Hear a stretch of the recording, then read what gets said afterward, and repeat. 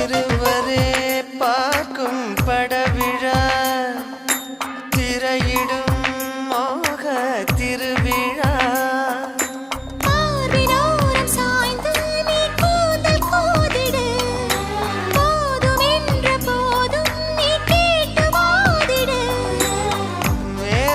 சாய்க்காமல் முதல் புயல் முடியாது காமன் தேவிது வேர்வையில் மூழ்கது